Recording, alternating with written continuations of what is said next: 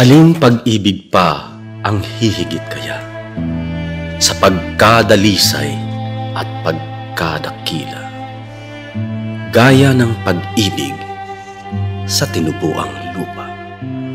Ito ang mga katagang hindi lamang isinulat na tula, kundi isinabuhay ng ating dakilang bayani na si Andres Bonifacio, isang pamana na iniwan niya sa ating saling lahi kung paano umibig ng wagas sa ating bayan. Sa lahat ng monumentong naitayo para sa mga bayani ng ating bayan, ang kay Bonifacio ang may pinakamatayog at pinakamagnifiko. Tanda ng pagkilala sa kanyang di mapapantayang kabayanihan. Bagamat ang pagkamatay ni Andres ay naghihintay pa rin ng katarungan, patuloy tayong humahalaw ng mga aral mula sa kanyang buhay at pakikibaka dahil hindi pa tapos ang laban ni Bonifacio.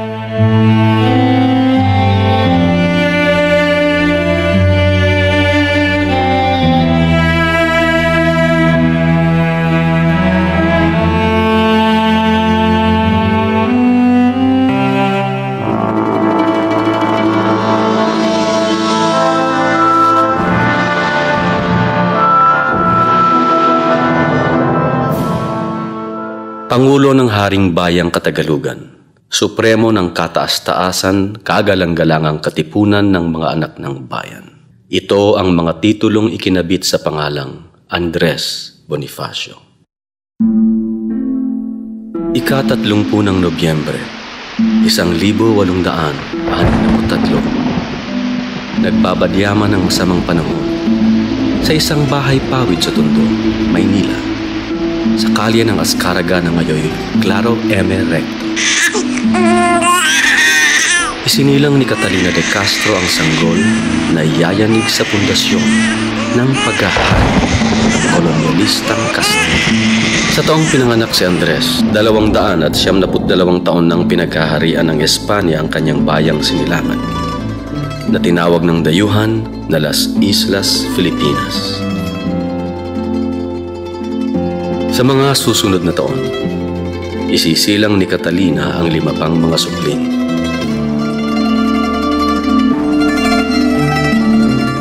Bubuhayin sila ng kanilang ama na si Santiago Bonifacio sa kanyang pagiging sastre at bangkero.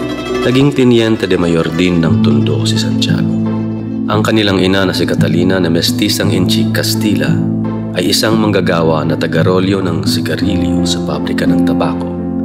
Sa nooy kung tawagin ay Mainchik o Chinatown. Payak na pamumuhay lamang ang kayang ibigay ng mag-asawa sa kanilang mga anak. Dahil dito, tulad ng karamihan, pagkapit sa relihiyon ang naging kaagapay. Maagang itinuro kay Andres ang mga dasal ng kanyang tiya Remigia, kapatid ni Catalina. Gayon din ang alpabeto. Makasaysayan ang taong 1863, ipinatupad ng pamahalaang Kastila ang reforma sa edukasyon. Sa ilalim ng reforma, ang bawat munisipalidad ay kailangang magtayo ng isang paaralang pampubliko para sa batang lalaki at isa para sa batang babae. Sa wakas, makakatuntong na ng paaralan ang mga batang Indio. Ang formal na edukasyon ang isa sa maghuhubog sa kaisipan ng batang Andres nang siya ay magsimulang mag-aral sa eskwelahan ni Guillermo Osmeña sa Mainchik. Tinuloy at natapos niya ang elementarya sa eskwelahang pampubliko na kilala ngayon na Marcela Agoncillo Elementary School. Ipinangalan sa isa sa tumahinang bantila ng Pilipinas. 2 magkasunod na trahedya ang sasapit sa pamilya ni Andres. Ang pagkamatay ng kanilang ina sa sakit na tuberculosis at ng sumunod na taon sa sakit ding pumanaw ang kanilang ama. Mula noon ang binatilyong si Andres ang tatayong magulang sa kanyang 4 na nakababatang kapatid. At ngayong ganap na silang ulila, kailangan na niyang maghanap buhay. Sa pagtutulungan nilang magkakapatid, nakagawa sila ng mga baston na yari sa ratan at mga makukulay na pamaypay na yari sa papel de hapon na inilalako naman ni Andres. Ang kita niya ay napantutustos din sa pag-aaral ng kanyang 4 na kapatid. Upang madagdagan ng kita, pumasok na katulong sa Fleming and Company, kung saan umangat siya bilang korehidor o ahente ng tar, ratan at iba pang kalakal. Nadiskubre din niya ang kanyang galing sa kaligrafiya, naging tagagawa ng poster ng maraming kumpanya.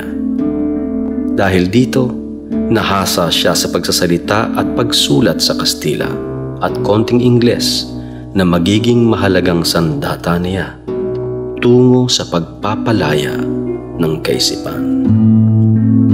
Lumipat at naging bodegero sa Fresel and Company. Sa karaniwang sahod na 12 pesos, ramdam ng magkakapatid ang kasalatan kung kaya't patuloy pa rin ang paggawa at paglalako ng baston at pamaypay. Del sol nos molesta mucho el resplandor. Comprar un abanico de quita el sol. Aquí sortijas traigo de gran valor. De lo bueno acaba de lo mejor. De lo mejor. Nagsisimula ng umusbong ang pagiging makata ng binatilyong si Andres. Bagamat subsob sa paghahanap buhay, nakuha pa rin ni Andres na magsaya tulad ng ibang kabataan. Dumalo sa mga kapistahan at sayawan. Kinahiligan ng panonood ng teatro, mga sarswela at ang komedyang moro-moro. Di naglaon, si Andres na mismo ang nagtatanghal sa entablado bilang aktor ng samahang dramatista ng Tondo. Kasama sina Macario Sakay at Guillermo Masangkay, mga kikilalanin din sa kasaysayan. Itinatag nila ang El Teatro Porvenir o Theater of the Future. Siya ay gumanap na Bernardo Carpio na kanyang paboritong karakter. Dahil pinagbabawal noon ang kahit anong babasahin na nagsasali ng Kastila sa sariling wika, ang unti-unting pagsali ni Andres ng pangalan ng mga lugar, mga eksena, mga dialogo mula sa orihinal na Kastila sa Tagalog ay tunay na kapangahasan na nagdulot ng pangamba sa kanyang mga kasamahan sa teatro. Hindi katakataka kung ang tagisan ng mga ideya o tunggalian ng mga karakter sa moro-moro na nauuwi sa pagpipingkian ng mga espada na isang armadong komprontasyon bilang resolusyon ng kontradiksyon ang pupukaw sa kaisipan ni Andres na suriin ang lipunang ginagalawan. Ito na ang hudyat ng unti-unting pagbabago sa kamulatan ng binatang Andres at ang paglipat niya mula sa teatro ng entablado tungo sa teatro ng lipunan.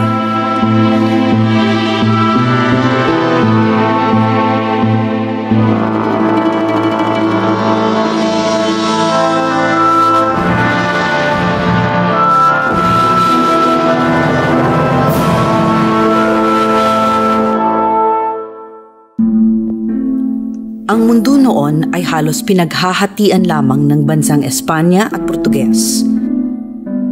Sumunod ang Dutch, Netherlands, Pransya at Inglaterra. Ang mga katutubong mamamayan sa lahat ng kanilang sinakop na bayan ay tinawag nilang Indio. Sa unang pagdating ng Kastila, sa pamumuno ni Gobernador General Miguel Lopez de Legazpi, 78 enkomienda ang agad ginawad sa mga unang Kastilang kolonyalista. Dumami ito ng hanggang 241 enkomienda noong 1650. Ang mga praile ay ginawaran din ng enkomienda kung kaya't maging sila ay naniningil ng tributo o buwis sa kawawang mga natibo. Ngunit may nakonsensyang arsobispo, si Domingo de Salazar, at ito ang sinulat niya sa Hari ng Espanya noong 1583. Ellos recolectan tributo de los niños, viejos y esclavos, y muchos se quedan solteros por el tributo, mientras otros matan a sus hijos.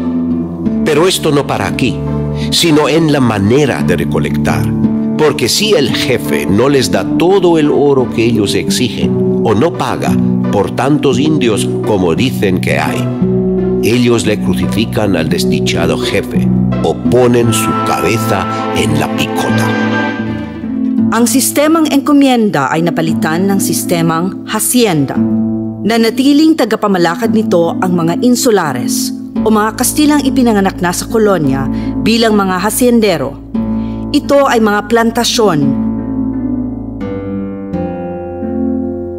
minahan pagawaan, at para patakbuhin ang mga ito, pinagparte-parte ang mga Indio sa iba't ibang hasyenda na tila mga alagang hayop. Kung kaya't lalong nalugmok sa putik ng kahirapan ang mga natibo sa iba't ibang plantasyon tulad ng Luisita sa Tarlac, Central Azucarera Don Pedro sa Nasugbu, Central Azucarera de Carlota sa Negros. Ang buong engkomyenda ng lipa, ang mga hasyenda ay nagluwal ng produktong pang-export tulad ng asukal, tabako at kape. Maging mga praile ay nagpatakbo din ng mga hasyenda. Ito ang mga friar estates. Nakakalungkot na may ilang hasyenda ang nananatili at nagpapatuloy sa pangalipin ng kapwa hanggang sa ngayon. Ang maunlad na kalakalan sa pagitan ng mga nadatnang natibo sa mga isla at ibang nasyon tulad ng China at India ay binuwag at pinagbawal ng dayuhang Kastila. At sa susunod na mga siglo ay kokontrolin nila ang kalakalan sa pamamagitan ng galleon trade. Tatagal ito ng hanggang 200 taon. Lulan ng mga galyon ang mga telang seda mula China, spices mula sa Moluccas, mga telang bulak at hemp ng Pilipinas. At binabiyahe patungong Acapulco sa Nueva España na naging Mexico. Ang mga raw materials o hilaw na materyales ay makakarating sa buong Europa na noong 1760 ay nasa bungad na ng Industrial Revolution na nagbigay daan sa pag-unlad at di masukat na pagyaman ng mga bansa dito. Kaya't hindi katakataka na habang ang Espanya at buong Europa ay umuunlad, ang Pilipinas ay nanatiling atrasado. Lalo pang pinadama sa mga mamamayan na sila ay mistulang mga alipin lamang sa pamamagitan ng patakarang polo y servisyo, ang sapilitang pagpapatrabaho ng mga nasa edad 16 hanggang 60 sa loob ng hanggang 40 araw. Ang nais umiwas dito ay kailangang magbayad ng falya o fee. Ang umiwas dito ay inaaresto at pinarurusahan.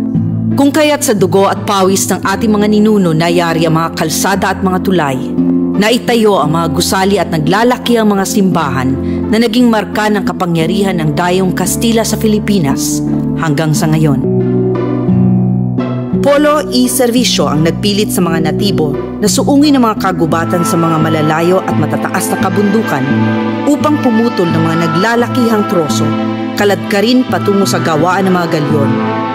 Ilan kaya ang naipit at namatay sa ilalim ng mabibigat na troso? Polo y servisyo din ang ginamit sa konstruksyon ng mga naglalakihang barko na nooy halos lahat ay sa Pilipinas ginagawa. Pinagbawal ang mga tribo na magmay-ari ng alipin, subalit sila naman ang nagmay-ari ng mga aliping pamamahay at aliping sagigilid. Binuwag ang kalakalang barter o palitan ng kalakal at pinairal ang sistemang bandala kung saan ang lahat ng tanim ng mga natibo ay sapilitang kinukuha ng gobyerno sa napakababang presyo. Halimbawa, nang ginawang monopolyo ng gobyerno ang tabako, pinagtanim ang mga tao sa mga plantasyon at binili ang tabako sa napakababang presyo. Sa mga pabrika, sinahura ng napakababa ang umabot sa may 25,000 tagagawa ng sigarilyo. Kabilang dito ang ina ni Andres.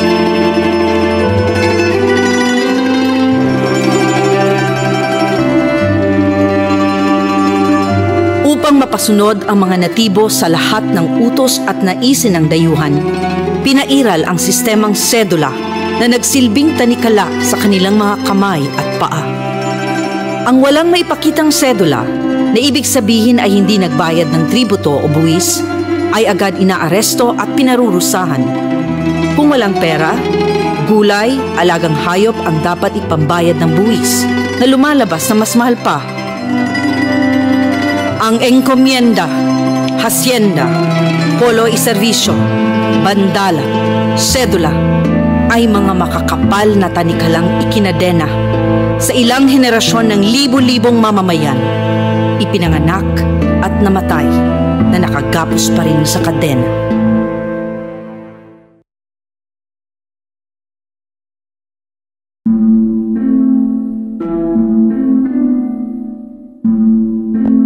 Napakalalim ng epekto ng kolonyalismo.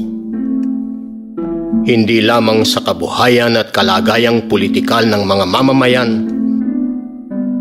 ngunit lalo't higit sa kanilang kamalayan.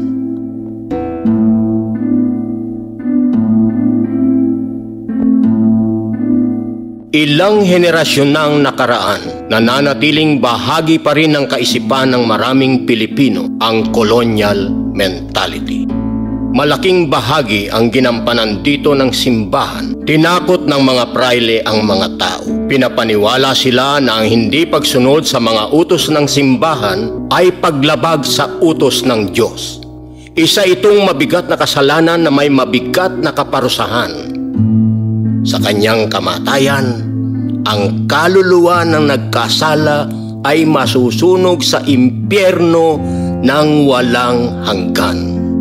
Habang ang mga praile mismo ang walang takot na gumagawa ng sala, nilalapastangan ang puri ng mga kababaihan na karamihay inaanakan pa. Ang mga ninuno natin ay binansagang salbahe. Salitang Kastila na ang ibig sabihin ay mababangis, at pilit binura ang lahat ng kanilang katutubong kaugalian.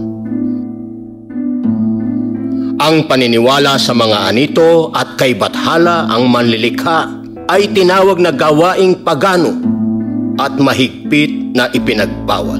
Ang mga tradisyon at kaalamang kultural tulad ng arnis at kali ay ipinagbawal din ng mga Kastila sa pangambang gamitin ng mga ito laban sa kanila. Kung dati kasali ang lahat sa mga pangkulturang pagtatanghal, sa kulturang dayuhan, hiwalay ang nagtatanghal at manonood. Pinalaganap ang mga romantikong sarswela. Ang pasyon na nagpapaalala ng sakripisyo ni Jesus at ang komedyang Moro-Moro na patutsada sa pagkatalo ni Sultan Kudarat at ng mga Muslim kahit salungat ito sa katotohanan. Ang mga piyesta ng mga patron ay ginawang magagarbong pangkultural na okasyon, lalo na ang Flores de Mayo o Santa Cruzan. Kahit salat sa pagkain, lahat ng mamamayan ay inobligang paghandaan ang piyesta ng kanilang patron, isang kaugaliang hindi pa rin natin maiwaksi hanggang sa ngayon. Pinairal ang araw-araw na pagmamano o paghalik sa kamay ng mga praile kahit sa kalsada. At kapag nakaligtaan mong gawin ito, hagupit ng pamalo ang aabutin mo. Nang tumangging humalik sa kamay ng isang Dominikong praile ang nooy guro na si Apolinario Mabini, pinag-initan siya nito at itinuring na erehe. Yan si Apolinario Mabini, isang erehe. Mahirap man o may naabot sa buhay, ang bawat Indio ay isa lamang basal o tau-tauhan ng bansang Espanya na siyang may hawak ng kanyang buhay at kamatayan. Ang luklukan ng kapangyarihan ng Espanya sa Pilipinas ay ang Walled City o siyudad ng Intramuros. Ang matayog na bakod ng malawak na siyudad na ito na naghihiwalay sa mga Kastila sa loob at mga Indio sa labas ay tiyak na malalim ang naging epekto sa kamalayan ng mamamayan. Ang bawat lagusan nito ay gwardyado. Ang mga Indio na alipin o naglilingkod sa mga Kastila ang tanging nakakapasok labas dito na mahigpit na dumadaan sa inspeksyon at pinaliligiran ng mga kanyong nakaumang palabas.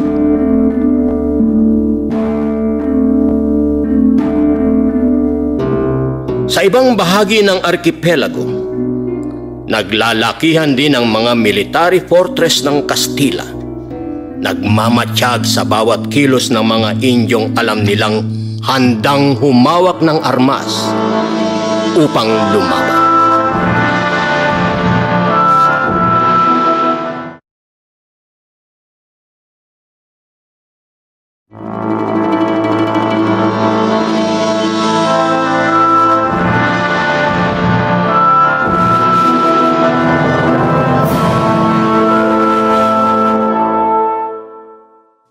Ang ganitong mga kalagayang politikal, pang-ekonomiya at sosyal sa panahon ni Andres ang nag-udyok sa binata na pag-aralan ang lipunan.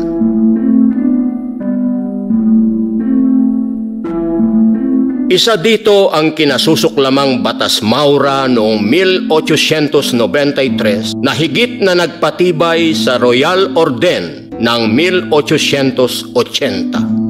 Ang batas na ito ang nagpatitulo ng mga lupaing agrikultural na nagbigay ng legal na instrumento sa mga Kastila, mga praile at mga kasabwat nilang natibo at inchik upang agawin ang mga ekta-ektaryang lupain ng mga katutubong magsasaka hanggang halos walang natira sa kanilang mga tunay na nagtatrabaho at nagtatanim sa lupa. Lalong lumawak ang lupain ng mga Heswita at iba pang religious orders at ng mga naghaharing Kastila at Prinsipalya. Nilikha din ng Batas Maura ang mga tribunales, munisipales at probensyales na pinagharian ng mga Panginoong may lupang prinsipalya. Ang mga sunod-sunurang gobernadorsilyo ay pinalitan lamang ng titulo. Sila ay tinawag na Kapitan Munisipal.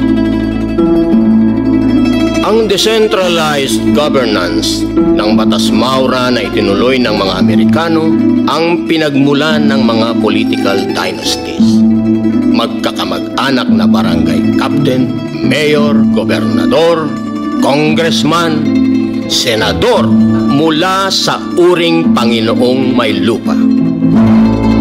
Kung kaya't sa kanilang pag-alis, may dalawang mahalagang bagay na iniwan sa atin ang mga Kastila. Ang Kristyanismong Romano-Katoliko at mga Panginoong may lupang naghahari sa politika. Upang lalong maipakita ang kanilang kapangyarihan, naging lantad din ang pamamaraan ng pagpaparusa ng mga Kastila sa lahat ng tumututol. Sari-saring pamamaraan ng pagpapahirap o torture at pagpatay ang kanilang ginamit. Paghagupit gamit ang latigo, paglubog sa balon, pangungoriente sa masiselang bahagi ng katawan, pagtanikala sa pader ng patiwarik, pagpapatapon, pagbitay sa pamamagitan ng lubid, at paggarote.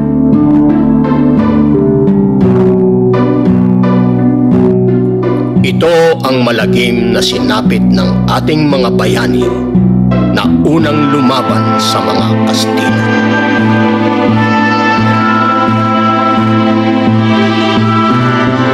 Si Gabriela Silang at kanyang mga kasamahan ay binitay at isinabit sa mga plaza at baybayin ng Ilocos. Si Hermano Pule na nagtatag ng Cofradia de San Jose ay nilatigo, pinakagat sa hantik, pinugutan at pinagputol-putol ang katawan at isinabit sa iba-ibang entrada ng lalawigan ng Nooy Tayabas upang makita ng lahat. Ang mga Pilipinong praile na sina Gomez, Burgos at Zamora na sinabing sumuporta sa mga nagaklas sa Cavite ay pinatay sa garote. Ang karamihan sa 200 Pilipinong nagaklas sa Cavite ay ipinatapon sa Mindanao at isla ng Marianas, taliwas sa gustong mangyari ng mga Kastila. Sa halip na matakot, lalo lamang nilang pinag-ikting ang nagpupuyos na damdamin ng mga mamamayan tulad ni Andres. Naging malinaw sa kanya na sila ay ginawang mga alipin. Walang pagmamay-ari kahit isang takot na lupa. Dinidiktahan ang angking lakas paggawa. Ngalang kasadores, hindi nararapat. Kundi sa kadores ang ukol itawag. Bakit sa targa ay malayo at agwat? Mandi halataing matakaw at duwag. Pinusalan ng mga bibig sa harap ng lahat ng uri ng pagsasamantala. na sila ay ginawang alipin sa sariling bayan. Pang-aalipin na umabot na sa 321 taon, nakagapos sa tanikala ng dayuhan na dapat nang lagutin.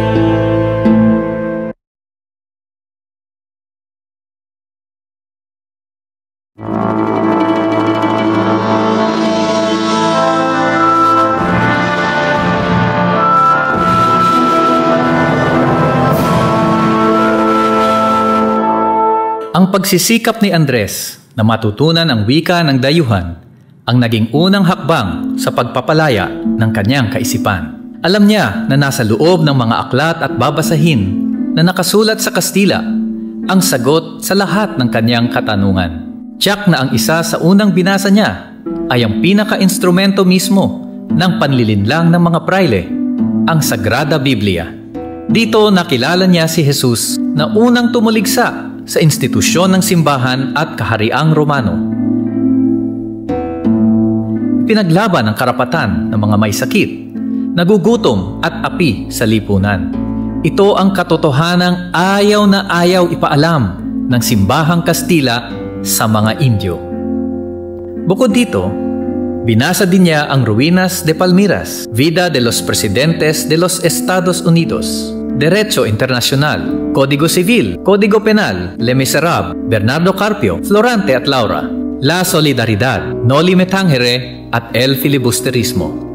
Ito ang mga librong natagpuan sa lihim na lugar sa bodega ng Fresel & Company ng mga Guardia Civil.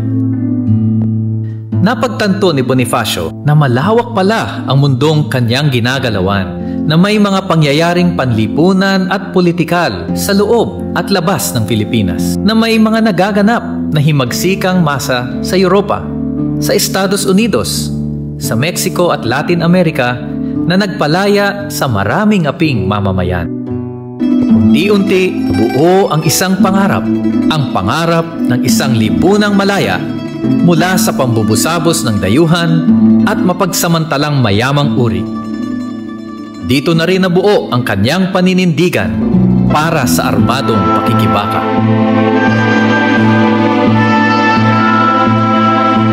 Subalit, kailangan niyang malaman kung sino-sino ang bukas ang kaisipan sa armadong pakikibaka. Noong 1889, itinatag ni Graciano Lopez Haina sa Barcelona ang Lohia Revolusyon, samahan ng mga masong Pilipino sa Espanya. Nang itinatag ang unang mason sa Pilipinas, kung saan si Jose Rizal ang Honorary Worshipful Master of the Lodge. Sa loob ng isang taon ay dumami ng 100 ang kasapian nito. Kabilang dito si Andres, na nooy matindi ang paghanga sa nobelista. Nang panahong yon, nagkaroon ng mga tinatawag na ilustrado. Sila ang mga anak ng mayayamang Indio, insulares at mestizo na nakapag-aral sa Europa. Sa mga mestisong intsik, tulad ni Jose Rizal at Graciano Lopez Haina, magmumula ang kaisipang liberalismo at patriotiko. Sila ang pasimuno ng kilusang propagandista ng mga Filipino sa Madrid. Kung kaya't hindi katakataka na si Andres ay mapapasapi din sa itatatag na samahan ni Dr. Jose Rizal, ang La Liga Filipina. Malinaw at matapang ang mga layunin nito na binasa ni Rizal. Finis. 1. Unión del entero archipiélago a un cuerpo compacto, vigoroso y homogéneo. 2. Protección mutua en cada exigencia y necesidad. 3. Defensa contra toda violencia e injusticia. 4. Fomento de la instrucción, agricultura y comercio. 5. Estudio y la aplicación de reformas. Subalit, 3 gabi pa lamang ang nakalipas, ika-6 ng Hulyo, inaresto si Rizal ng mga Guardia Civil. Matagal nang minamanmanan ni Gobernador General Eulogio Despujol si Rizal at personal niyang inaalam ang mga kilos nito.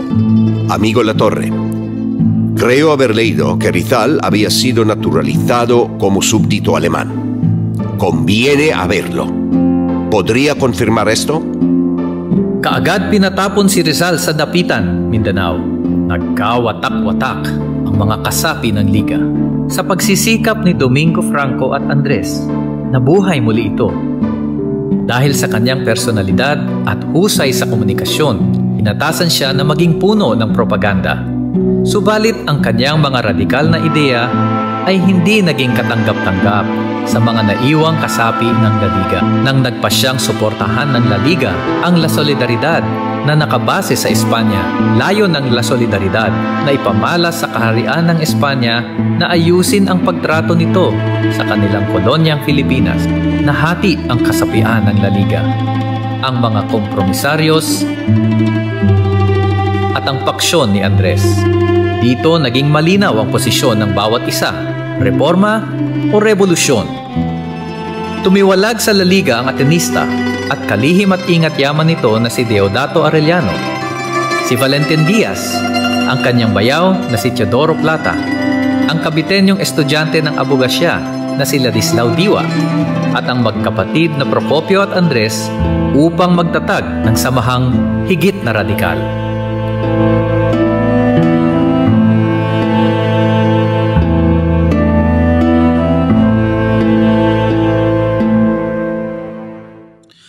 Ngayoy Claro Recto.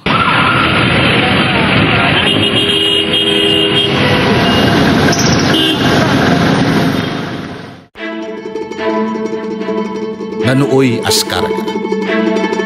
Sa bahay ni Deodato Arellano, malapit sa hanggang ngayoy Calle Elcano, sa gabi ng ika-7 ng Hulyo 1892, itinatag ang kataas-taasan, kagalang-galangan katipunan ng mga anak ng bayan. Tayo'y di mga pantas. Kaya hindi mariringal na talumpati at di maririkit na sulat ang ating idaraos. Sa gawa natin daanin. Ang katubusay hindi nakukuha sa salita o sa sulat. Kinakamtan sa pagsasabog ng dugo. Mabuti pa ang tayo'y mamatay kaysa manatili sa pagkabos-sabos. At nang maganap natin ang dakilang kadahilanan ng pagpupulong nating ito'y ating maitayo ang isang malakas, matibay at makapangyarihang katipunan ng mga anak ng bayan.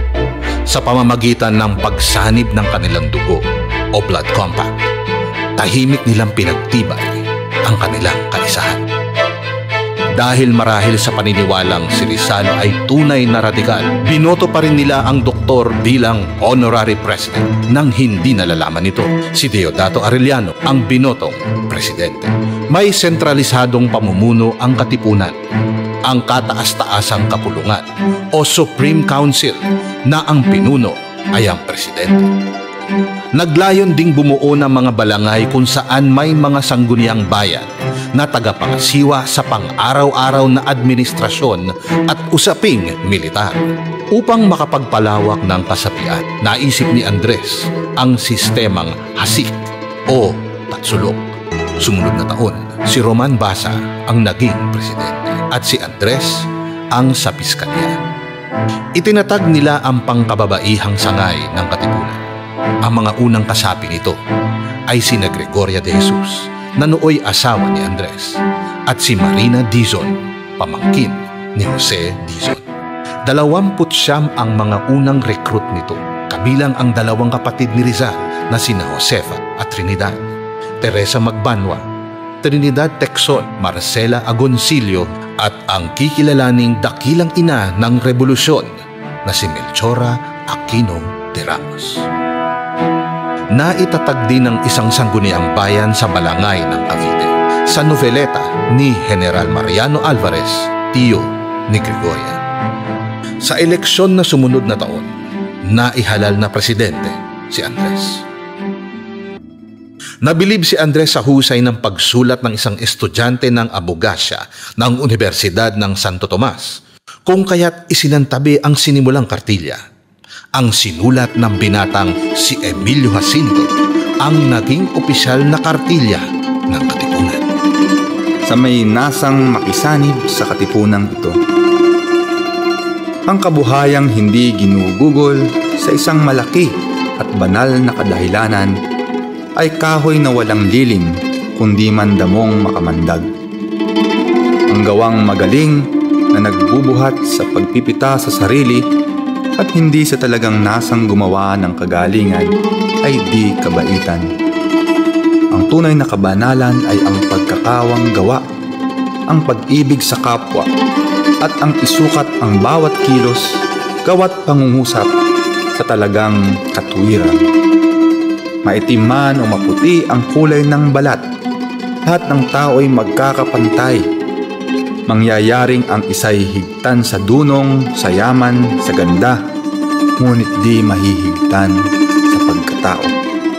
Ang kamahalan ng tao ay wala sa pagkahari, wala sa tangos ng ilong at puti ng mukha, wala sa pagkaparing kahalili ng Diyos, wala sa mataas na kalagayan sa balat ng lupa. Wagas at tunay na mahal na tao kahit laking gubat at walang nababatid kundi ang sariling wika. Yaong may nagandang asal, may isang pangungusap, may dangal at puri. Yaong di napaaapit, di nakikiapi. Yaong marunong magdamdam at marunong lumingap sa bayang tinubuan. Dahil dito, si Jacinto ang kikilalaning utak ng Katipunan. Naging masigasig si Andres na mapalawak ang kasapian. Hindi naging epektibo ang sistemang tatsulok. Ginamit ni Andres ang estilo ng mga mason sa pagre-recruit at inisasyon upang mapatunayan ang tibay ng loob at patriotismo ng sinumang nais sumapit. Lumawak ang kasapian.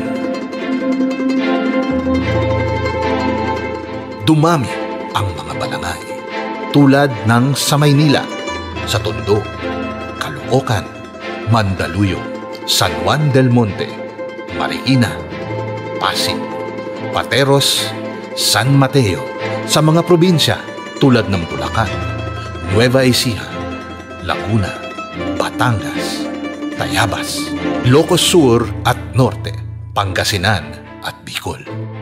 Ang ilan ay gumamit ng simbolikong pangalan, Magdiwang San Veleta, Magtalo sa Kawit. Bukod sa balangay ng kababaihan, nakapagtatag din ng iba pang sektoral na balangay tulad ng mga manggagawa sa imprentahan ng dyaryo, sa mga tabakalera, Manila Railroad Company at mga konduktor ng tren na inorganisa ng magkapatid na Siriaco at Procopio Bonifacio na mga konduktor.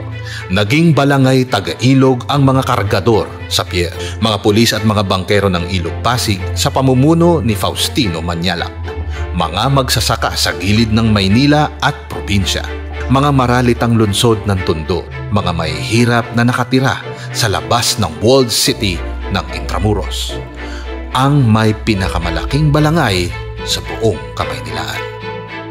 Mga clerk o eskribiyente at iba pang nag-oopisina, mga estudyante sa universidad. Naging balangay ng Troso Tondo ang mga artista ng teatro sa pamumuno ng sikat na sarswelista na si Juan de la Cruz. Nakatulong dito ang paglalathala nila ng opisyal na dyaryo ng Katipunan, Ang Kalayaan, noong Marso 1896. Si Emilio Jacinto ang punong patnugot. Dito na ipabatid nila ang tunay na layunin ng Katipunan na sumasalamin sa tunay na damdamin ng aping mamamayan. Dito na ilathala ang sanaysay ni Andres at ang kanyang dakilang tula na pag-ibig sa tinubuang bayan. Upang mapangalagaan ang seguridad, gumamit sila ng alias o talipatpan. May Pag-asa si Andres, Pingkian si Emilio Jacinto. Malinaw ang layunin ng Katipunan. Una, mapagkaisa ang lahat ng kasapi ng Katipunan. Ikalawa, buklurin ang lahat tungo sa pagtatatag ng isang nasyon. Ikatlo, kamtin ng kalayaan sa pamamagitan ng armadong pakikibaka. At ikaapat, magtatag ng republika pagkatapos makuha ang ganap na kalayaan. Tagalog ang kolektibong tawag sa lahat ng mamamayang natibo. Ito rin ay pagwaksi sa mapang-insultong tawag sa kanila na Indio ng mga Kastila. Hindi maaaring Filipino dahil ito ang tawag sa mga Kastilang ipinanganak sa Pilipinas. kung kaya't ang pakahulugan ng kaharian ng Katagalugan ay nasyon ng malayang mamamayan. Kung kaya't ang pambansang awit na pinagawa ni Andres kay Julio Nakpil ay pinamagatang Marangal na Dalit ng Katagalugan. Mabuhay, mabuhay, yaong kalayaan, kalayaan, at pasulungin ang purit kabanalan, purit kabanalan,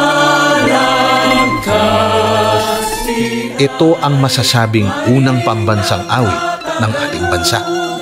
At bilang presidente ng kataas-taasang kapulungan o Supreme President ng gobyernong de facto na katipunan, si Andres Bonifacio ang unang presidente ng Pilipinas.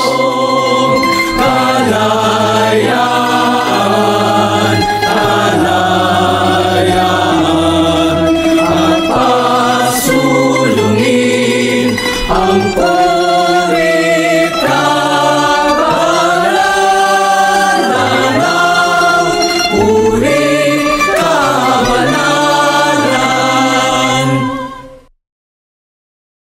Sa gitna ng lahat ng ito, ay hindi nalimutan ni Andres ang umibig at bumuo ng pamilya. Si Monica ang unang asawa ni Andres, subalit sa kasawiang palad ay agad namatay sa sakit na ketong.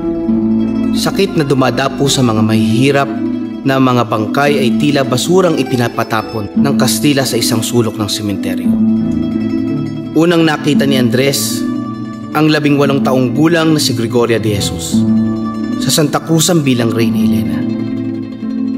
Ang mga pinsan nito na sina Teodoro Plata at Ladislao Diwa ang nagpakilala sa biyudong si Andres. Agad napaibig si Andres kay Oriang, tutol sa panliligaw sa kanyang anak, ang ama ni Oriang, dahil si Andres ay isang mason na tinuturing na kalaban at mga ere ng simbahang Katoliko. Ipinagbawal pa nga ng ama ni Oriang na makipagkita ang dalaga kay Andres, kung kaya't ito ang kanyang nagsusumamong saklolo sa mga kasama. Ginoong Gobernadorcillo de Naturales de Binondo. Ako po ay si Gregoria de Jesus na taga Caloocan. Ako'y may nobyo, si Andres Bonifacio na taga Tondo. Nang malaman ng aking mga magulang na bala kong magpakasal, dinala ako dito sa Binondo sa isang bahay sa ako'y bilanggo dito. Sa ngalan ng hustisya, hiling ko po na ako'y inyong ipalaya sa bahay na ito. Nanaiig ang pag-iibigan ng dalawa sapagkat pinagbubuklod sila ng mas malalim na layunin, at ito ang palayain ng bayan. 1873, si Oriang ay sumapi sa katipunan. 2 seremonya ng kasal ang naganap. Ang kasalan sa simbahan ng Binondo na hindi kinikilala ng katipunan, at ang kasalan sa loob ng kilusan. Nang gabing ikinasal sila ng kilusan, itinatag ang pangkababaihang sangay at si Oriang ang nahirang na vice-presidente. Inatasan din siya bilang tagapangalaga ng mga dokumento ng katipunan. Ang kanyang talipanpan ay Lakambini. Noong 1896, nagbunga ang kanilang pag-ibigan. Isang sanggol na lalaki na pinangalanan ni Oriang na Andres. Mabubuo na ang pangarap na pamilya ni Andres.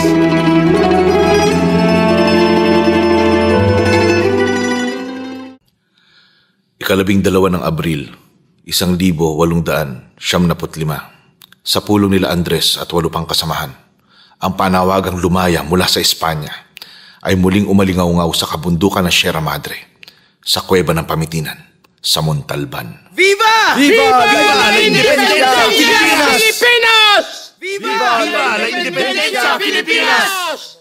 Ito ang kikilalaning unang sigaw ng kalayaan. Pinaghandaan ng mga katipunero ang armadong komprontasyon sa mga kalabang Kastila. Nagsanay sila sa paggamit ng iba't ibang sandata tulad ng tabak, sibat at arnis. Tinulungan sila ng mga na-recruit na mga katutubong Guardia Civil na makakuha ng mga armas sa arsenal ng Kastila tulad ng Mauser at Remington. Tinuruan din sila kung paano gamitin ang mga ito. Nagamit ni Jacinto ang galing sa paggawa ng pulbura at dinamita. Naglagay ng mga espiya sa mga tanggapan ng Kastila, maging sa militar, upang malaman ang kilos ng kaaway. Pag-alam at pagmapa ng mga linya ng kuryente, tubig at riles ng tren. Hinanda rin ng mga balangay sa pormasyong pandigma.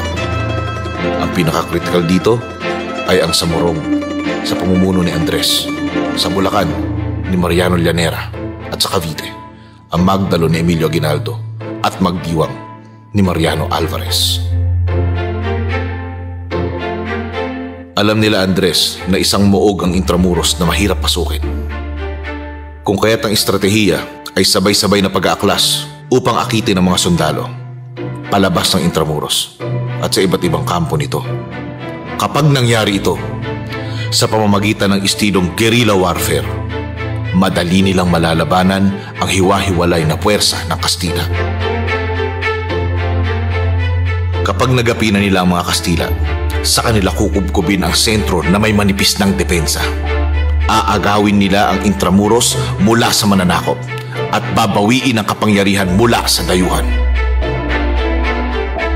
Ang ganitong planong militar ay matagumpay kung lahat sana ay buo ang kooperasyon.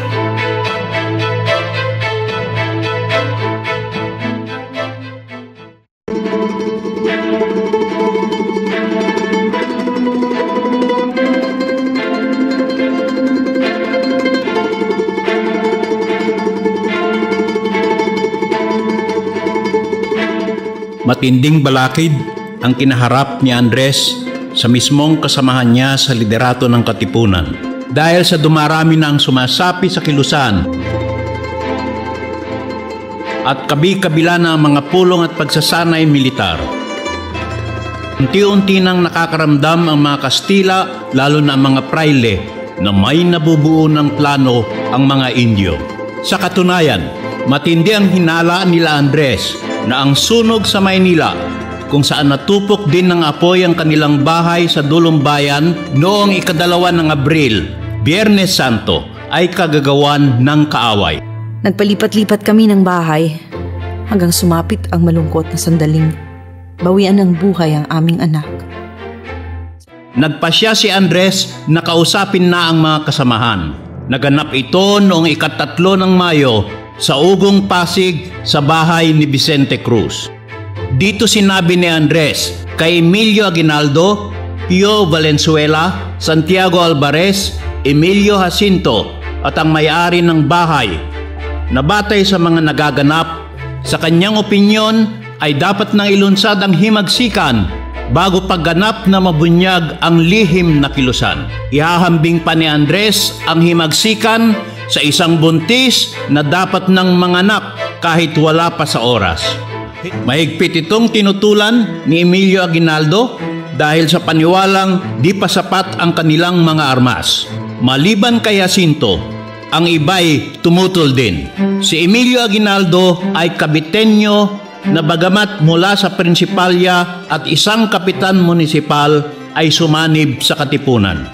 Si Andres pa mismo ang siyang tumanggap sa kanya sa kilusan. Si Aguinaldo ang pinuno ng mga Magdalo sa Cavite. Upang sila ay pumayag, isang kondisyon ang kanilang inilatag. Ito ay ang kunin ang opinyon ni Dr. Jose Rizal na nasa dapitan. Ngunit aabot pa ng hanggang Hunyo bago na isagawa ang planong konsultasyon. Nagdala pa ng bulag na pasyente si Dr. Pio Valenzuela upang payagan siyang mabisita ang doktor. Dumating si Dr. Valenzuela sa dapitan at ganito daw ang unang naging reaksyon ng doktor. Huwag! Huwag! Iya'y makakasama sa mamamayang Filipino. Tutol si Rizal sa planong himagsikan sa gayunding dahilan. Subalit ng mabatid na hindi na ito mapipigilan, nagbigay pa siya ng suhestyon tulad ng pagkuha ng suporta ng mga mayayaman at maimpluwensyang taga-Maynila tulad ni Antonio Luna. Hindi pinaliwanag ni Dr. Pio Valenzuela na matagal na silang nag-iipon ng armas, bala at kahit pinansya mula sa lokal at sa ibang bansa. Sinunod nila Andres ang suhestyon ni Rizal na lapitan ang mga mayayaman at isa dito ay si Antonio Luna, subalit tinawanan at minaliit lamang niya ang ilulunsad na himagsikan. Pagtanto ni Andres na sa dakong huli, walang ibang tunay na maaasahan na lumaban ng walang takot upang palayain ang bayan, kundi ang kanilang mga sarili, ang mga anak pawis. Bagamat may hinala na ang mga praile, ang espiya o sekreta ng Guardia Civil Veterana ay nahirapang kumpirmahin ng bali-balitang may namumuong kilusan na maglulunsad ng himagsikan. Subalit ang pagiging maluwag ng ilan sa pagtatago ng lihim ng kilusan ang siya pang magpapahamak sa organisasyon. Dahil sa selos sa nakuhang mas mataas na sahod ng kasamahan sa imprentang Diario de Manila, naglabas ng sama ng loob si Teodoro Patino sa kanyang kapatid na si Honorata. Ngunit naikwento rin niya ang tungkol sa planong paghihimagsik. Labag sa pagiging madre ni Honorata ang labanan ng simbahan, kung kaya't isinumbong niya ang nalaman sa kanyang superiora na si Sor Teresa de Jesus.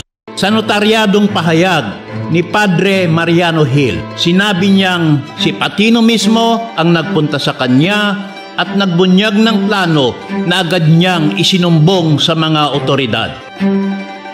Kasama si Padre Hill, ang unang sinugod ng mga otoridad ay ang Diario de Manila na batay sa salaysay ni Patino ay naroon ng mga ebidensya. Ito ang imprentahan ng kalayaan, kung kaya't ang nakahanda sana ng ikalawang issue ay nadiskubre at nakumpiska.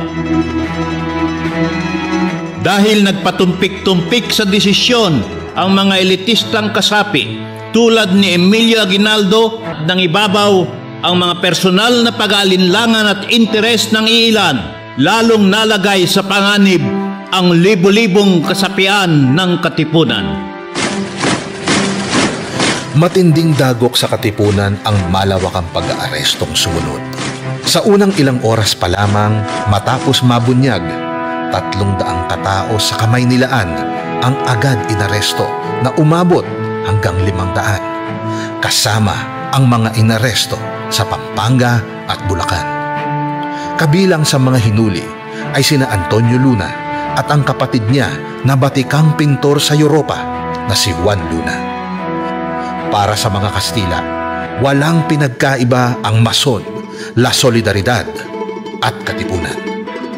Inaresto din si Dr. Jose Rizal sa daungan ng Maynila dahil papunta na sana siya sa Cuba bilang voluntaryo.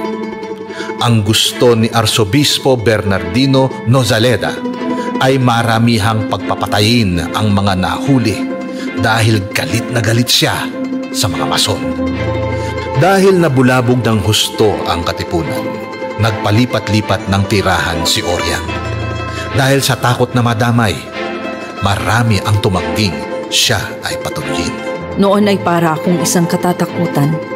Pagkat lahat ng akyatin kong bahay upang magparaan muna ng oras, ay pinagtatabuyan ako at mamamatay wari sila sa takot. Nooy naghihinanakit ako. Ngunit nang mabalitaan kong lahat ng aking inakyat na bahay ay pinaghuli, ang mga tao ay pinahirapan at ang iba ay itinapon kung saan-saan lupalop. At noon hinuli ang isa kong amain na namatay sa tapunan na ang tanging kasalanan ay dahil sa pagpasok ko lamang ng tahanan niya ng gabing yaon upang humalik ng kamay. Noon din ay hinuli ang aking ama at 2 kapatid na lalaki.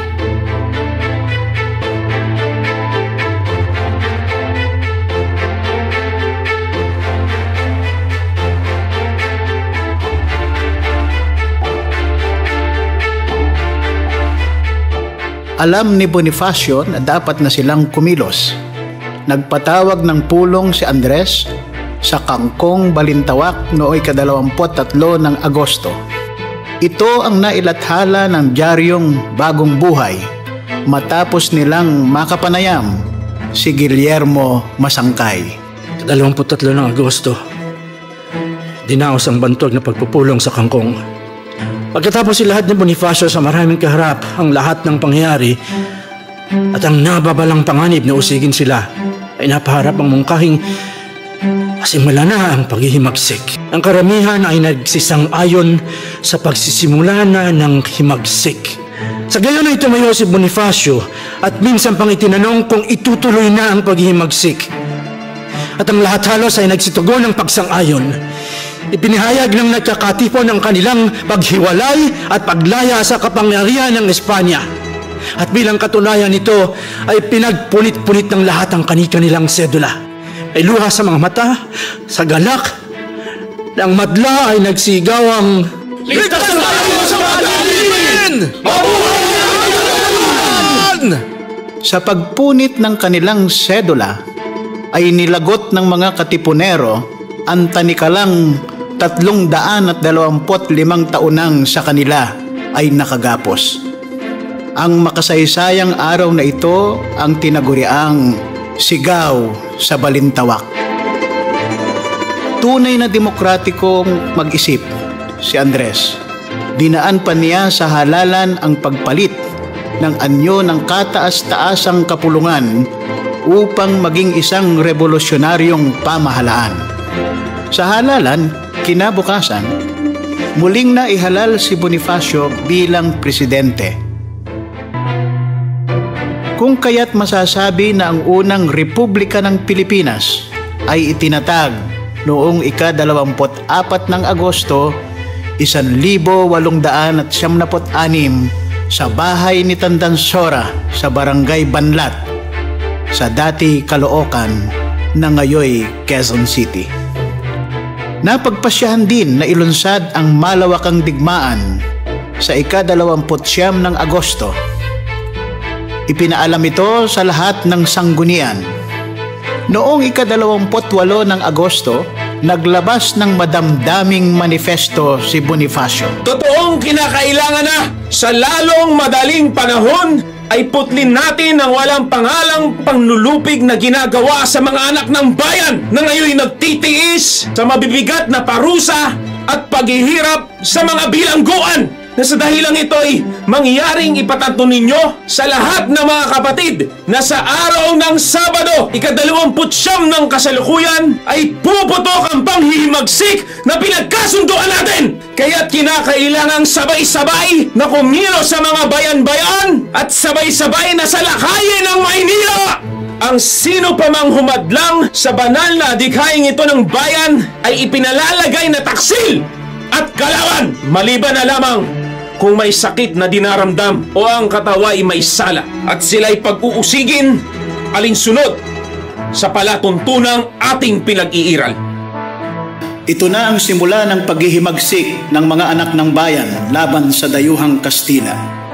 Ang unang putok ng himagsikan ay naganap sa Pasong Tamo. Dahil tinitiktikan na ng gusto ang katipunan, natunto ng Kastila ang pulong sa Pasong Tamo at doon umatake ang puwersa ni General Bernardo Echaluche. Bago sumiklab ang himagsikan, ang Kastila ay may kabuuang puwersa na 18,000 Kastilang sundalo at 70,000 natibong sundalo. Sa panahon ng himagsikan, marami ang lilipat sa panig ng mga revolusyonaryo. Sa labanan sa Pasong Tamo, 100 natibong Gwardiya Sibil ang agad lumipat at sumanib sa puwersa ng katipunan. Makaraan ng ilang oras, umatras sina Bonifacio patungong Balara at pinaghandaan ang kasunod na atake. Ika-30 ng Agosto, alas 4 ng madaling araw, inatake nila Bonifacio ang Polvorin sa San Juan del Monte at naganap ang tinaguriang Battle of Pinaglabanan. Napatay ang commander ng mga Kastila kaya't umatras ang mga ito sa gusali ng El Deposito. Subalit bago magtanghali, dumating ang 73rd Hulo Regiment na mga katutubong sundalo sa pamumuno muli ni Echaluche, na katulad ng iba pang Gwardiya Sibil ay armado ng Remington Rolling Black Rifle. Halos naubos ang puwersa ni Bonifacio. 150 ang patay, 200 ang nahuli, kabilang ang namuno ng pagsalakay, si Sancho Valenzuela, na isang negosyante sa Santa Mesa. Napilitan silang umatras patungong Santa Mesa sa Ilog Pasig. Samantala, patuloy naman ang palitan ng putukan sa Mandaluyong, Sampaloc, Santa Ana, Pandacan, Pateros, Las Piñas, Makati, Parañaque, Taguig at Marikina. Sa makatuwid, ang Maynila ay nasa state of siege. Bagamat hindi nakita ang pagdilim ng Bagong Bayan, ngunit tanaw na ang putukan sa Kamaynilaan, nag-aklas na rin ang mga karatig bayan tulad ng Nueva Ecija sa pamumuno ni Mariano Llanera. Tanging ang Cavite lamang, ang kay Emilio Aguinaldo, ang hindi man lang kumilos ni hindi nagpadala ng tulong na hinihingi ni Andres sa San Juan. Dahil nasa state of siege ang Kamaynilaan, kinagabihan, nagdeklara ng batas militar si Gobernador General Ramon Blanco sa Kamaynilaan at mga karatig probinsya ng Morong, Laguna, Batangas, Tarlac, Bulacan, Pampanga at maging Cavite upang di na makakilos ang mga katipunero dito. Pinamalas din niya ang bagsik ng kamay na bakal ng Estado. Kinabukasan, ura-uradang nilitis, sinintensyahan. At sa araw ding iyon ng Agosto 31 ay binaril ang 57 katipunerong nahuli sa Polvorin.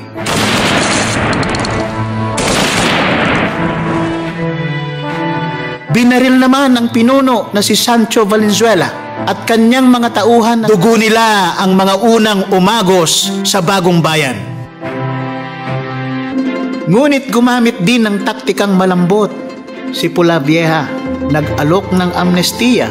Ang unang kumuha nito ay si Dr. Pio Valenzuela.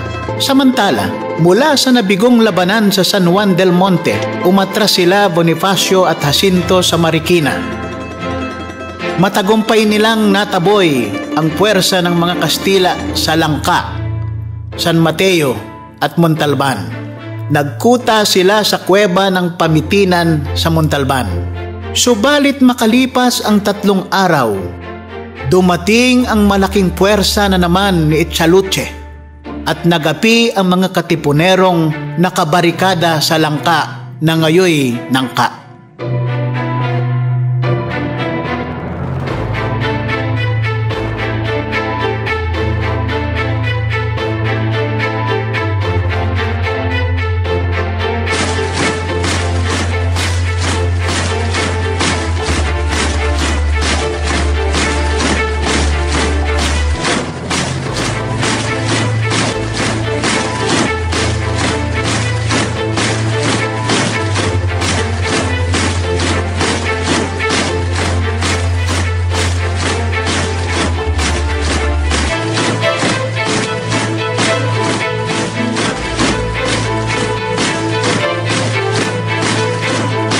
Sa pag-atras nila Andres, montik na siyang mamatay nang harangan niya ang bala na kikitil sana sa buhay ni Jacinto. Nagkuta sila sa Balara at sa malamlam na gabing iyon, habang ang mga sugatan ay tinitiis ang sakit, habang nagdadalamhati sa mga namatay na mga kasama na ang mga labi ay hindi na nila nakuha. Ang mga inarestong sina Sancho pinagbabaril na sa Bagong Bayan at ang iba'y patuloy na pinahihirapan sa mga madidilim na kulungan. Dito pinasulat ni Andres kay Julio Nakpil ang ating pambansang awit, ang marangal na dalit ng Katagalugan. Dahil sa kabila ng hirap ng paikipaglaban sa isang dambuhalang puwersa, ang magbuhos ng dugo at mamatay para sa pagtatanggol sa bayan ay isang karangalan. Sa mga susunod na buwan, magpapatuloy ang paglilitis at pagsintensya ng kamatayan sa mga inaresto noon pang unang nabunyag ang katipunan. Noong 11 ng Enero 1897, ang 13 kasapi ng La Liga Filipina at Katipunan ay pinarada patungong Bagong Bayan at doon huling nasilayan ang kanilang bayang minamahal. Sila ang tinaguriang 13 Martires ng Bagong Bayan.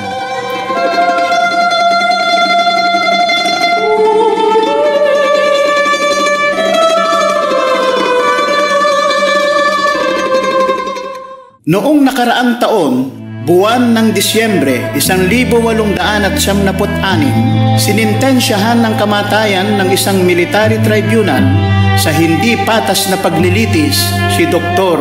Jose Rizal. Adios, patria adorada, Rayon del Sol querida, perla del mar de Oriente, nuestro perdido Edén.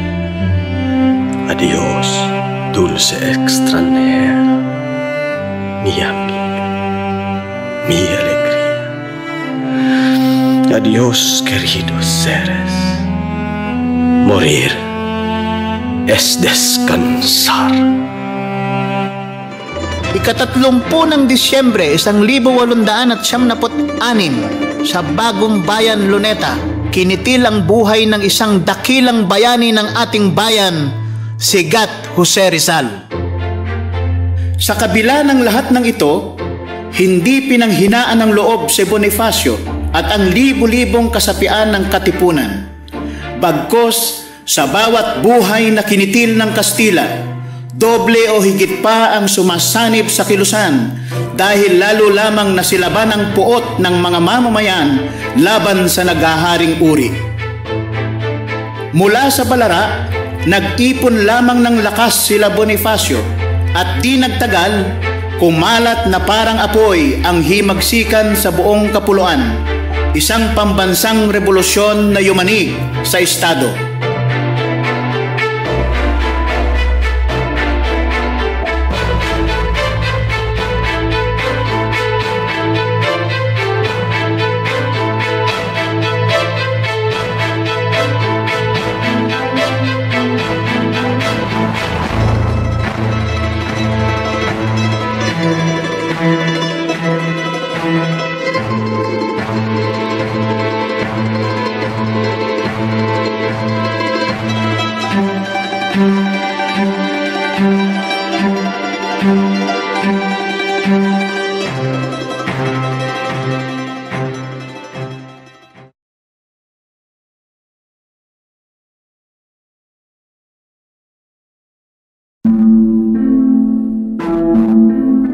Ang pagtataksil kay Bonifacio at sa revolusyon ay mayugnay sa naging kaduda-dudang pagkilos ni Emilio Aguinaldo.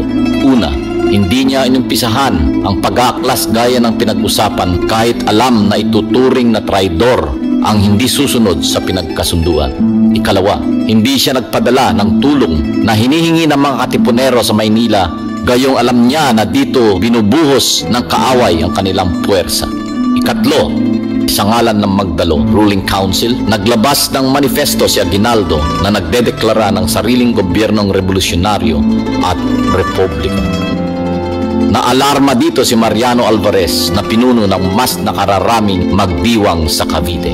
Hanggat hindi ito nare-resolba, tumanggi si Alvarez na tumulong sa mga pagsalakay ni Baldomero Aguinaldo, pinsan ni Emilio. Nakarating kay Andres ang ganitong pangyayari, ngunit hindi niya matugunan ang ilang ulit na imbitasyon ng magdiwang na pumunta sa Cavite dahil hindi niya maiwanan ang digmaan sa Kamaynilaan. Subalit nang malaman na sinisikap pa rin ni Emilio na matupad ang tinanggihan ng alok sa negosasyong pangkapayapaan ng Jesuitang si Padre Pio ng kataas-taasang kapulungan ng Katipunan, kinakailangan ng kumilos ni Andres. Itinakda nila ang pulong sa ika-31 ng Disyembre. Sa pulong sa Imos, Cavite, inilabas na ni Aguinaldo ang totoong saloobin. Iginit niya na ang Katipunan ay hindi isang revolusyonaryong pamahalaan. Bukod sa lihim na kilusan, ay wala daw itong konstitusyon kung kaya't dapat magtayo ng revolusyonaryong gobyerno. Marahil, ang nais ni Emilio ay ipalit yung pailalim niyang itinatag na gobyerno ng Magdalo. Ang konstitusyon na tinutukoy ay ang sinulat at minungkahi ni Edilberto Evangelista na tinanggihan ni Andres dahil kinopya ito sa kasuklam-suklam na batas Maura. Gayunpaman, hindi ibig sabihin na hindi isang gobyernong revolusyonaryo ang Katipunan. nagmatigas si Aguinaldo at mga Magdalo at hindi na resolba ang usapin ito. Sa pagsisikap ni Andres na maresolba ang sigalot, muli silang nagtakda ng pag-uusap sa ika-22 ng Marso. Ang napiling lugar ng mga Magdalo ay sa loob ng hasyenda ng mga praile sa Tejeros. Ang hindi alam ni Bonifacio, isang bitag ang sa kanya ay inihanda. Nagulat si Andres na wala ang kanyang kausap. Si Emilio ay umalis noong nakaraang gabi. Nang lumabas sa mungkahi na maghalal ng bagong pamunuan, tumutol si Andres sapagkat wala doon ang ibang pinuno ng mga lalawigan at bumubuo ng kataas-taasang kapulungan. Subalit, nanaig ang kagustuhan ng mga Magdalo at natuloy ang eleksyon. Ito ang naging pahayag ni Bonifacio. Yayaman din lamang at ninanais ninyong magtayo ng higit ng kataas-taasang pamahalaan para siyang magbigay ng mga kautusan para sa pag-aaklas at winawaksi na ang naitatag ng katipunan at ang napagkaisahang napagtibay na sa pagtitipon sa Imus. Bilang tagapangulo ng kataas-taasang konseho ng katipunan, bumapayag ako sa inyong idinudulong. Ngunit bago ang lahat, nais kong hilingin sa inyo na inyong kilalanin ang isang batayang saligan sa kapulungang ito at sa mga susunod pa. Ito ang paggalang at pagtalima sa pasya ng nakararami. Natapos ang eleksyon na si Emilio Aguinaldo ang nahalal, handa nang tanggapin ni Andres ang pagkapresidente ni Emilio kahit na in absentia. Subalit nang ang napanalunang posisyon na kalihim ng interior ay kinwestiyon pa ni Daniel Tirona dahil dapat daw ay nagtapos ng abugasya, hindi na napigilan ni Andres ang magalit. Ako! Bilang tagapangulo ng pagtitipong ito at supremo ng kataas-taasang konseho ng katipunan, isang bagay na hindi ninyo naman maitatangging lahat ay nagpapahayag ng pagpapawalang bisa sa pagtitipong ito at pinapawalang saysay ko ang lahat ng napagtibay at napagkasunduan. Sa kabila nito, kinabukasan sa isang kapilya sa Ngayoy Tansa, Cavite, itinuloy ni Aguinaldo ang panunumpa. Bagamat puno ng agam-agam, sumumpa rin si Artemio Ricarte at ito ang kanyang pahayag. May karumihan o kalabuan ang pagkaparaan ng paghahalal sa akin. Sapagkat napagwari ko na hindi nasunod ang tunay na kalooban ng taong bayan. Ang pagtataksil ay magpapatuloy pa, mas maitim, mas kagimbal-gimbal. Nagtangka si Emilio na kunin ang kooperasyon ni Andres, subalit hindi na ito pinagbigyan pa ni Andres. Sa kanyang Acta de Tejeros, pinahayag ng Supremo na si Aguinaldo ay taksil sa katipunan.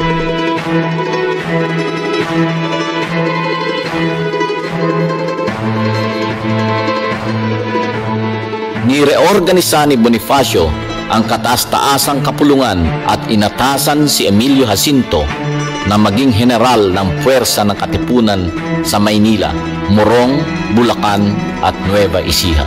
Habang nasa kampo na magdiwang sa Indang, binisita siya nila Artemio Ricarte, Pio del Pilar at Mariano Noriel upang sumanib sa kanya. Natunugan ito ni Emilio at siya mismo ang pumunta sa Indang. Napaghinaan ng loob at bumalik sa panig ni Emilio si Del Pilar at Noriel. Lalong lumakas ang loob at tumibay ang posisyon ni Emilio na makuha niya ang suporta ng maraming mayayaman sa Cavite. Ang maraming magdiwang sa Cavite ay pumayag na rin tanggapin si Aguinaldo. Handa na siyang tapusin ang katunggali sa pamumuno ng himagsikan. Pinag-utos niya ang pag-aresto kay Bonifacio. Sa Limbon, Indang, palis na sana sina Andres, Oryang at mga samahan upang bumalik sa Maynila nang dumating ang mga magdalo na sina Agapito Bonson at Jose Ignacio Paua. Tinanggap pa sila ng mag-asawa bilang bisita nang walang kamuwangwang ng kanilang totoong pakay. Kinabukasan, ika-28 ng Abril 1897, bumalik sina Bonson at Paua upang arestuhin si Bonifacio. Bilang depensa, lumaban ang mga tauhan ni Andres sa pangunguna ni Ciriaco. Nabaril si Andres sa kamay at sinaksak pa sa leeg ni Paua. Nabaril si Ciriaco sa lalamunan at iniwan nila itong nag-aagaw buhay. Tuluyang namatay si Ciriaco. Si Procopio ay binugbog ng katakot-takot. Si Oriang ay tinangkang pagsamantalahan ni Colonel Intong, bagamat ang paniwalay, ginahasa siya ni Bonson. Dinala sila sa isang bahay sa Naik na nooy bahagi ng Maragondon. Hindi binigyan ng karampatang lunas ang mga sugat ni Andres, kung kaya't habang nililitis, matinding sakit at unti-unting panghihina sa dami ng dugong nawala ang kanyang dinanas. Ika-29 ng Abril, sinimulan ang isang mapanloko at mapagkutyang paglilitis laban kay Andres at Procopio Bonifacio sa akusasyon na pagtataksil, subbersyon at tangkang pagpatay kay Aguinaldo, ang El Presidente. Pawang mga testigo lamang ng prosekusyon ang hinarap at lahat ay nagsabing si Andres ay nanunuhol at nagre-recruit sa Cavite ng mga sasama sa kanya. Sinabi naman ni Pedro Giron na binayaran siya ng 10 piso ni Bonifacio upang patayin si Aguinaldo.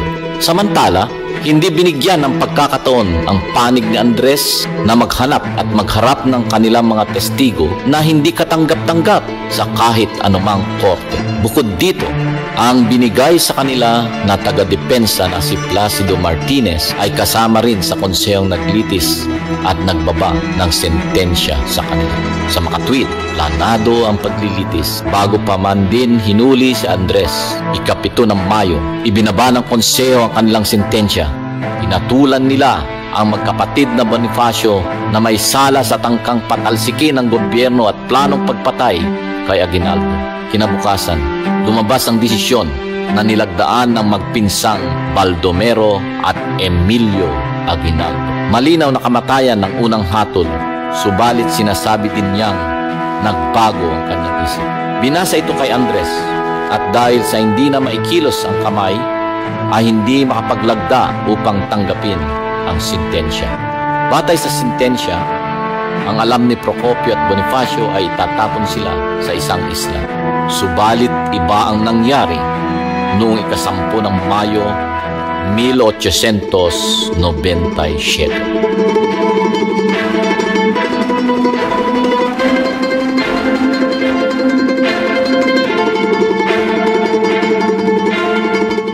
Maaga ng ika-10 ng Mayo, ginising sina Andres at Procopio ng mga tauhan ni Lazaro Macapagal. Dahil hindi na makapaglakad at hinang-hinana, inilulan si Andres sa isang duyan. At sila ay naglakad, hindi patungang isla kundi sa kabundukan ng Maragondon, sa bundok ng Buntis o Nagpatong. Nagtataka na sina Andres kung saan talaga sila dadalhin, kung kaya't pilit nilang tinanong si Macapagal.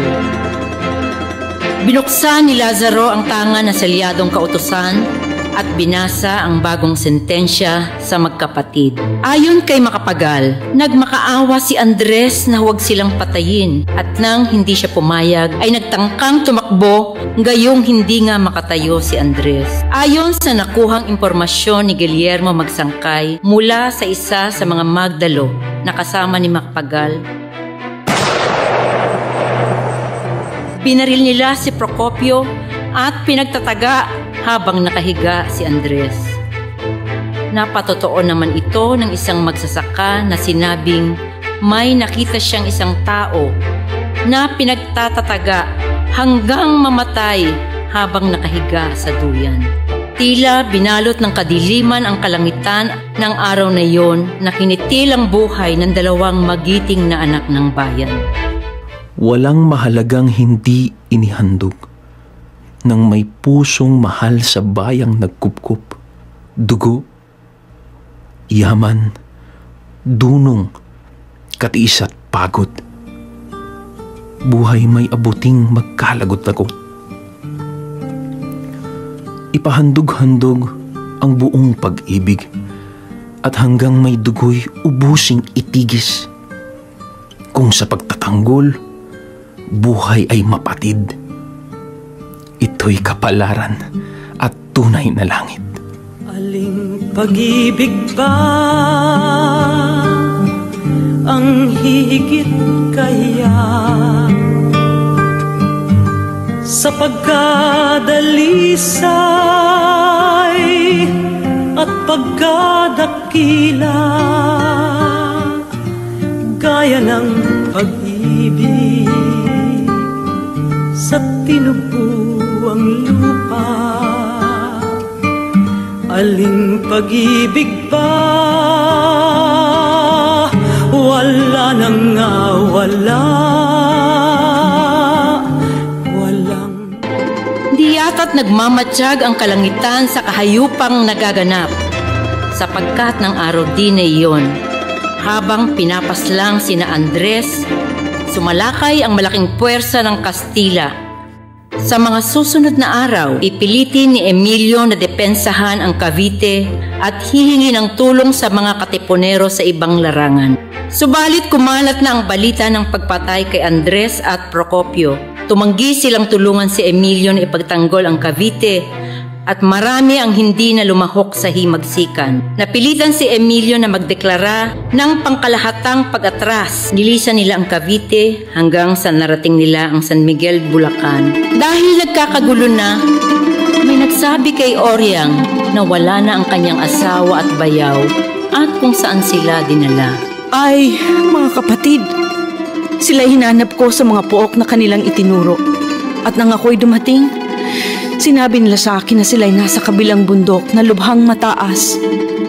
Dumating ako sa mataas na bundok na sinabi, ngunit siya hindi ko nakita at kami nagpatuloy sa paglalakad.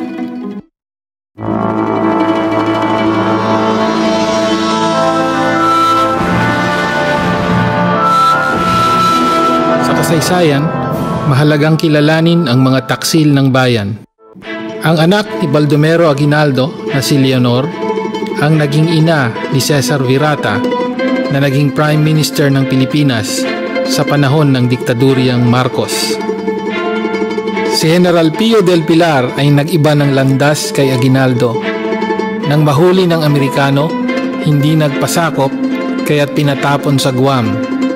Namatay siya sa malubhang sakit noong 1931.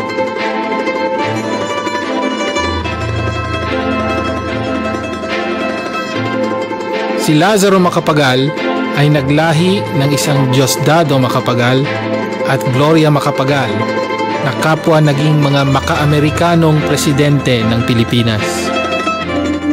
Ang pinakataksil sa lahat, si Emilio Aguinaldo y Fami ay nakipagkasundo sa Kastila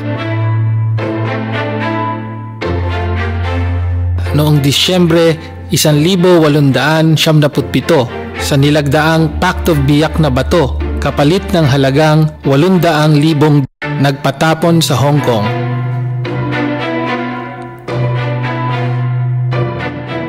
Nang makabalik, nagdeklara ng gobyernong diktadurya revolusyonaryo sa Malolos at nilabanan ang Amerikano. Ngunit nang madakip noong Marso 1901, by acknowledging and accepting the sovereignty of the United States throughout the entire archipelago as I now do without any reservations whatsoever, I believe that I am serving thee, my beloved country. May happiness be thine. Bilang regalo sa mga tulad niyang collaborator, ibinigay kay Aguinaldo ang higit 1,000 ektaryang lupain sa Imus na dating pagmamayari ng mga Recoletos.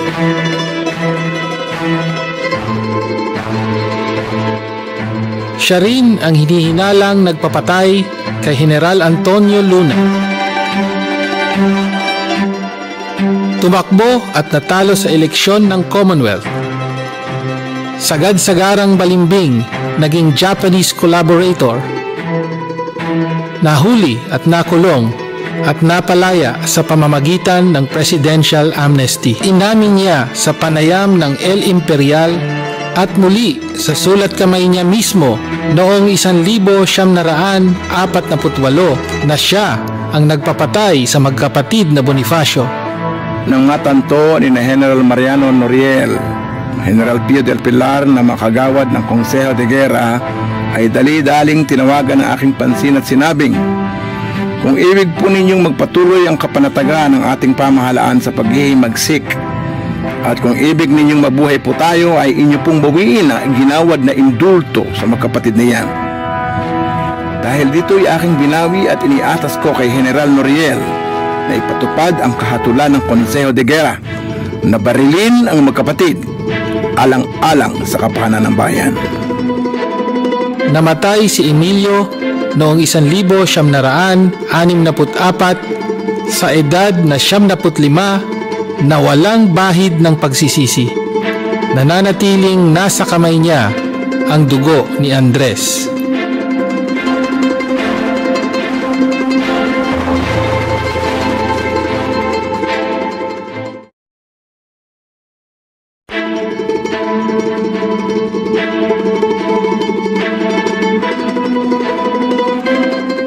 Kolonyalismo ng Kastila ay napalitan ng kolonyalismo ng Estados Unidos na isa ng imperialista o monopolyo kapitalistang bansa.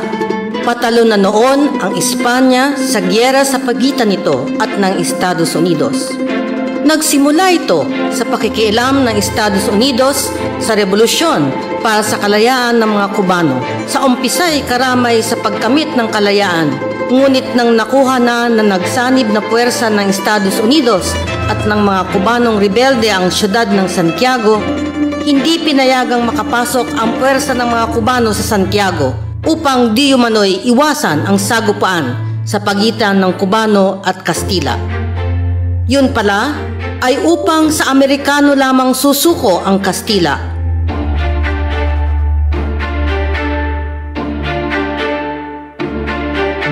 Bukod dito, may iba pang plano ang gobyerno ng Amerika.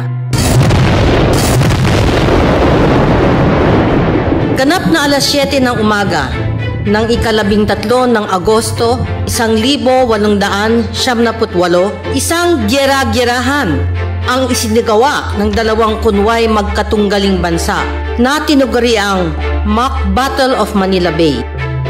Gayong sa mga oras ding yon, ay nilalagdaan nila ang isang peace protocol. Sumunod ang ilang buwan na usapan sa kinilalang Treaty of Paris ng 1898 na natapos noong ika-10 ng Disyembre. Sa ilalim ng Treaty of Paris, ang Pilipinas, Guam, Puerto Rico at Cuba, mga kolonya ng Espanya, ay isinusuko sa Estados Unidos. Kasama din ang paglilipat ng lahat ng nasamsam na yaman at ari-arian mula sa mga kolonyang ito sa bagong mananakop at pagbebenta ng Las Islas Filipinas sa halagang $20 milyong. Nang isinumite ang tratado sa Senado ng Estados Unidos, dalawang senador ang mariing tumutol dito, sina Senators George Hoar ng Massachusetts at George Vest ng Missouri. Our imperialistic friends seem to have forgotten the use of the vocabulary of liberty. They talk about giving good government.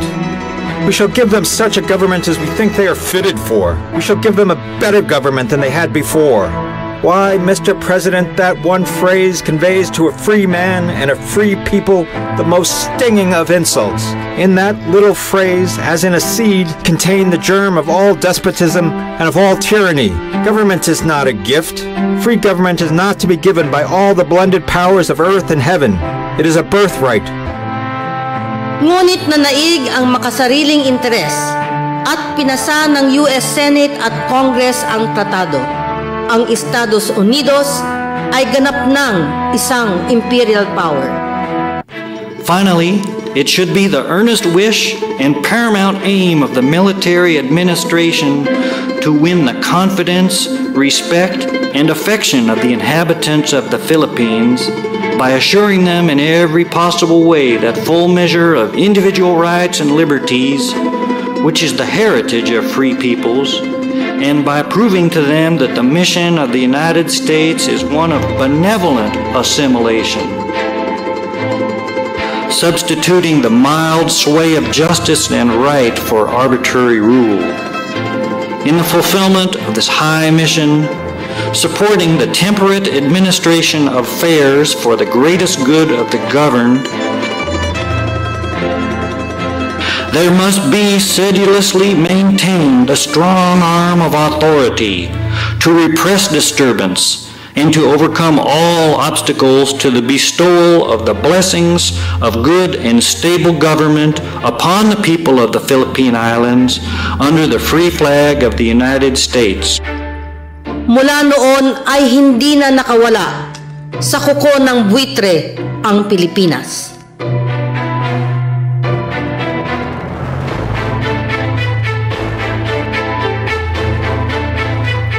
Nagkaroon ng anti-imperialistang katangian ang mga sumunod na laban na itinuloy ni General Emilio Jacinto, General Miguel Malvar at Macario Sakay.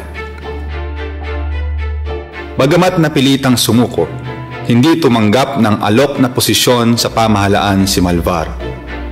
Si Macario Sakay ay binitay ng mga Amerikano noong 13 ng Setyembre 1907 sa edad na 37. Si General Emilio Jacinto ay lubhang nagluksa sa pagkamatay ni Andres.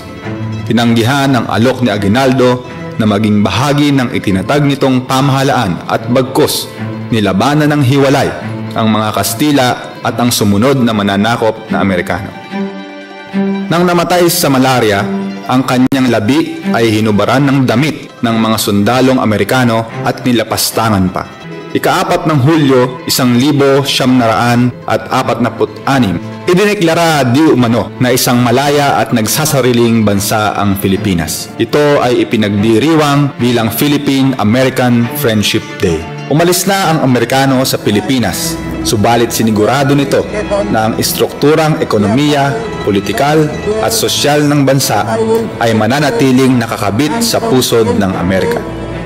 And I hereby declare that I recognize and accept the supreme authority of the United States of America in the Philippines and will maintain true faith and allegiance thereto. So help me God. Ang pagsuko ni Emilio Aguinaldo ng kalayaan ng Pilipinas sa Espanya ay nagbigay daan sa madaling pananakop ng Estados Unidos sa bansa. Dahil sa kataksilang ito, hindi na ilantad ang sakim na pag-agaw ni Aguinaldo sa kapangyarihan mula kay Bonifacio.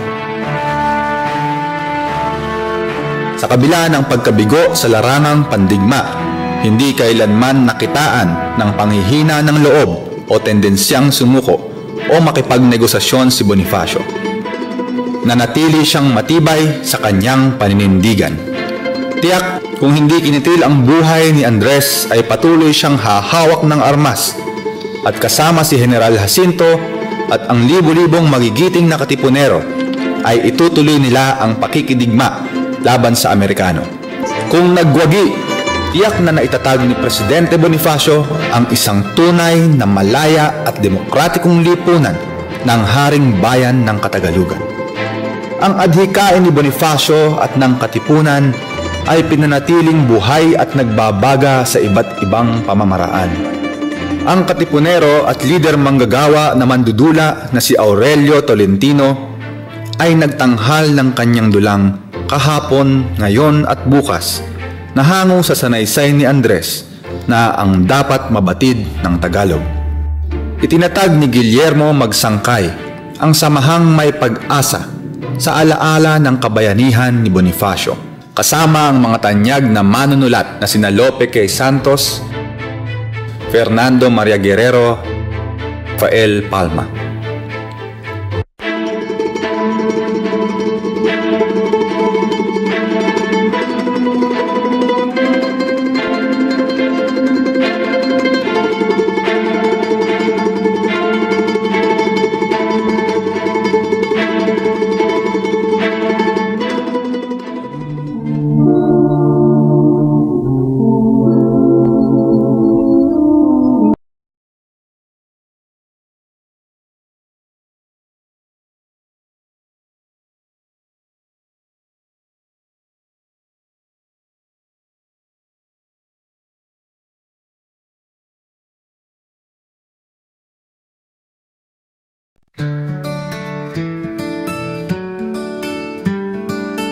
Sa harap ng hamon, kami natatapo.